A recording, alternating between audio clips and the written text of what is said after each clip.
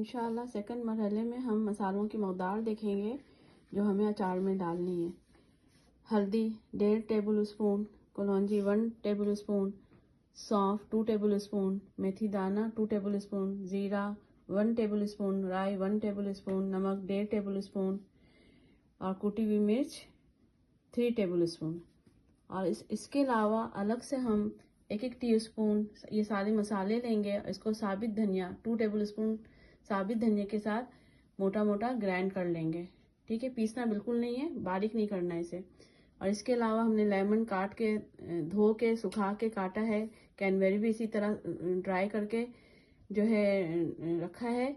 और ये लहसुन, अदरक, हरी मिर्च, कोई चीज़ भी किसी चीज़ में भी नमी नहीं होनी चाहिए, ड्राई होना चाहिए। ठीक है, अब जो है थर्ड स्टेप में हम इन सबको मिलाएंगे जैतून के तेल के साथ और इसे शीशे के जार में रखेंगे।